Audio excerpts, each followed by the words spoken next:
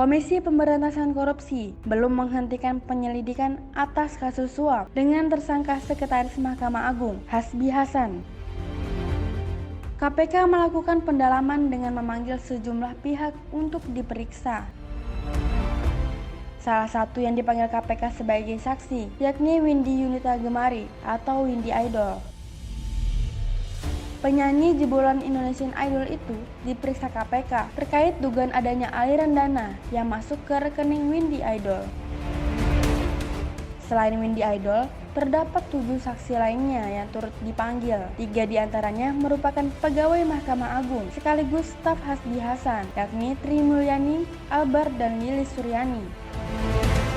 Akibat kasus suap Sekretaris Mahkamah Agung, Windy Idol menjadi salah satu pihak yang telah dicegah KPK ke luar negeri.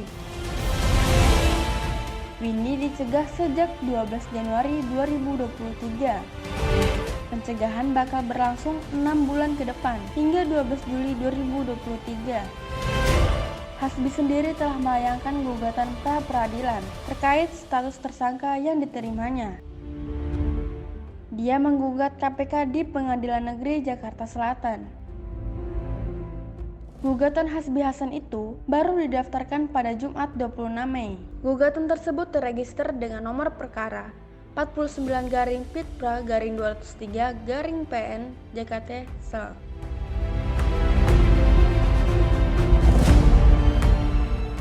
Latar belakang kasus Hasbi Hasan. Sekretaris Mahkamah Agung, Hasbi Hasan, menjadi tersangka kasus korupsi. Dia diduga terlibat dalam pengurusan perkara koperasi simpan pinjam inti dana. Dalam kasus tersebut, Hasbi ditetapkan bersama pihak swasta bernama Dadan Triyudianto. KPK telah memanggil Hasbi untuk diperiksa pada Rabu 17 Mei 2023. Namun, Hasbi tidak hadir dalam pemeriksaan itu. Kendati Hasbi tidak hadir, KPK percaya diri bahwa Hasbi tidak akan kabur. Wakil Ketua KPK, Alexander Marwata, mengatakan Hasbi telah mengirimkan surat pemberitahuan bahwa dirinya berhalangan hadir ke KPK. Hasbi meminta dilakukan penjadwalan ulang pemanggilan tersebut pekan depan. Hasbi Hasan bukan sekretaris MA pertama. Hasbi bukanlah sekretaris Mahkamah Agung pertama yang dijerat KPK dalam kasus korupsi. Sebelumnya, KPK pernah menjerat Nur Hadi menjadi pesakitan karena mempermainkan perkara di lembaga peradilan tertinggi di Indonesia tersebut. KPK menempuh jalan yang berkelok ketika ingin menyeret Nur Hadi. Dugaan peran Nur Hadi dalam permainan perkara di MA sebenarnya sudah terendus ketika Komisi Anti Rasuah melakukan operasi tangkap tangan terhadap panitera pengganti Pengadilan Jakarta Pusat, Edi Nasution, pada pertengahan 2016. Kala itu, rumah Nur Hadi di Jalan Hang Lekir sempat digeledah oleh penyidik KPK. Pada saat itu, muncul cerita tentang upaya Nur Hadi menghilangkan barang bukti dengan menyiram uang dan dokumen ke dalam toilet. Nur Hadi sempat diperiksa KPK sebagai saksi di proses penyidikan maupun dihadirkan ke persidangan kasus Edi Nasution.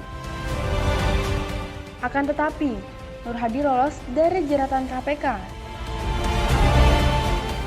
3 tahun kemudian, KPK mengambil jalan memutar untuk menjerat Nur Hadi.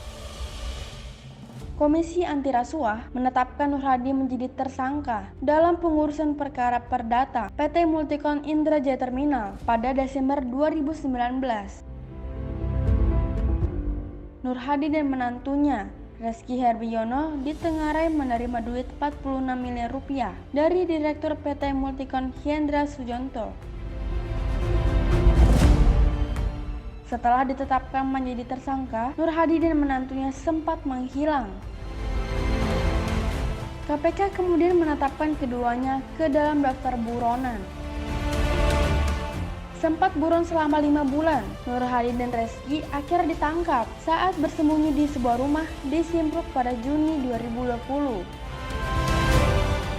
Persidangan untuk Nur Hadi dan Reski dimulai pada Oktober 2020.